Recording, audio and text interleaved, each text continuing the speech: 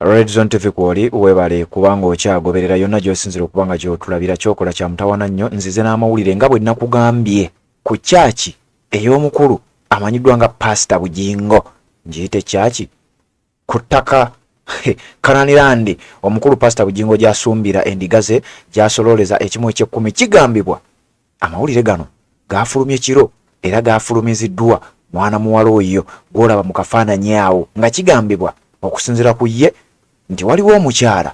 omu ku ndiga eza Pastor Bujingo ababadde abajjumbize ennyo ababadde abasabi ennyo era ng'ono mwana muwala ayogera oba yalesa amawulire nga kigambibwa nti abadde neyiba we basula mu kifo kyekimu ku kyaki eno oba ku ttaka lino kubanga kyaki tennazimbibwa ku ttaka erya Kananirandi omukyala ono yagenze n'afiirayo wabula mbw ab'oku kyaki abakulu ku kyaki baakutte omulambo gw'omugenzi ne bagutwala ne bagusuula e Mulago nga mu kugusuula e Mulago nga baamututte ng'abaleese omuntu omulamu bagenza okumutuusa e Mulago abasawo okumwekebejja nga kawogo safari na muzigo nga yafudde dda wabula ng'abaamuleese baamuleetedde mu kifaananyi kya muntu azze okuba ng'afuna obuyambi nga bo bamuleetedde mu kifaananyi ekiraga nti akyali mulamu abaamujje ku kyaki eya Pastor Bujingo wabula kigambibwa nti abasawo e Mulago bagenza okwekebejja omuntu ono ng'ekyamazima si mulamu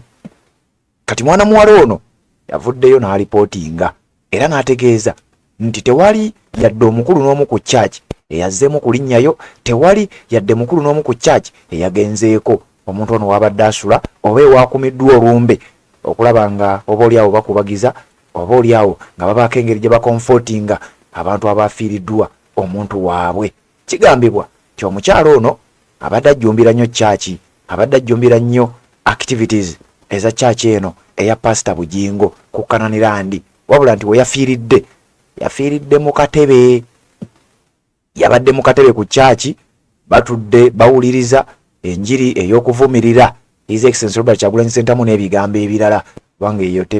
tetera kubeera njiri ndala kigambibwa nti mu kubeera nga bawuliriza omukyalo ono yatondose omulundi gumu nga tewali ategedde kiki kyamuviiriddeko kutondoka n'agwa eri n'aba nga yasirikiddewo era ne baba nga baamugjeewo bo mu kumugjawo baamututte bagamba ti amunaye akyali mulamu tumuleese e Mulago abeere ng'afuna obujjanjabi tulabe kiki ekiyinza okuba nga kimutuuseeko baamulese ne national ID ze baamulese n'ebintu bye byonna nga baamututte nabyo okusinziira ku muwala ono eyalipootinze wabula mu kumutuusa e Mulago abasawo okukizuula nti ono baagenza omutuusa nga yafudde dda kigambibwa nti baakubye essimu nga bakubira abeewaabwe n'ebigambo ebirala nga oyinza okuba nga obitegeera olwo nno ne bajja ne babategeeza nti ono bamuleese wano naye ekituufu kiri nti yabadde yamaze dde okuba nga afa njagala kuwa ebigambo bino mwana muwala ono ng'abinnyonnyola wabula nga bulijjo nga bwe ntera okukola ensooka nenywamu ku lwendo lw'otuzzi nga sinnakuleetera mboozi nga bwe njikuleetedde ku mukutu ogwa Red Zone TV nenzija ate ne tuba nga tweyongerayo kanzijewo kano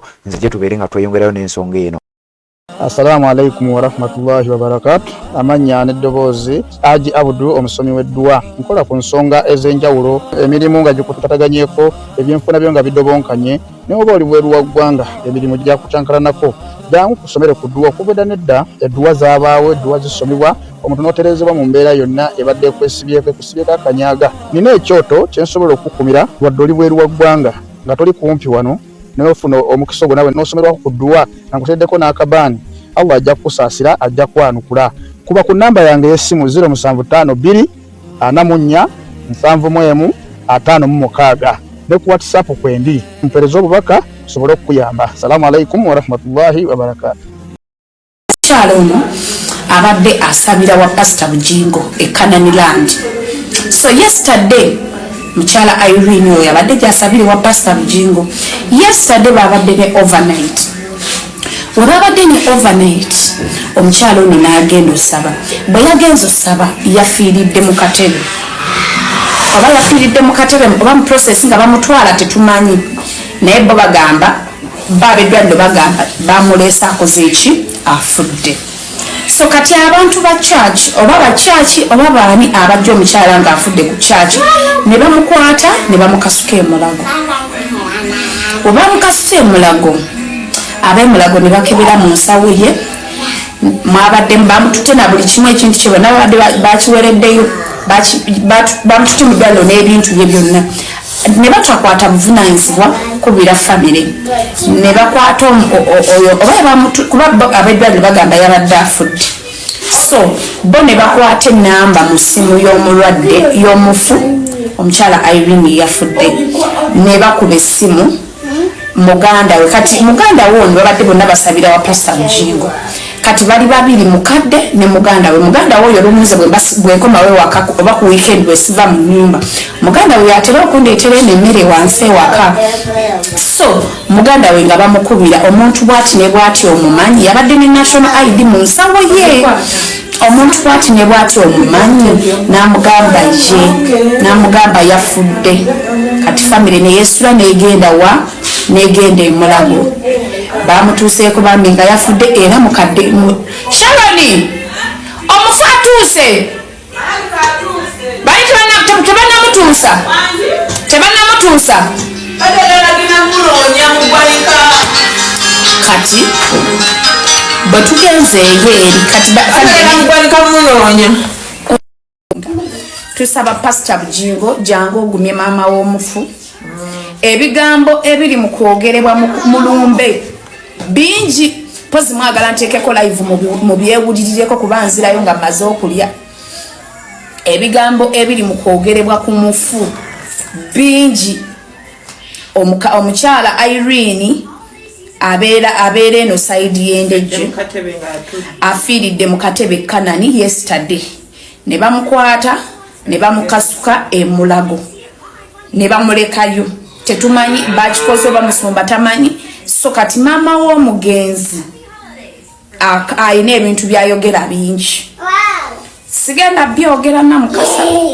I want Pastor Bujingo oba abanene mweyo church musituke muje mulabe memba wammwe eyafiiridde mu church, abakulu abamu ku bakadde oba bakadde bakkanisa oba bagadi gwe bakutte ne basuula mu ddwaliro e Mulago. That's it. Mukadde yafudde, mukadde abadde atufumbira mmere oba nagino okuddamu tufumbira akamere kundejje kuno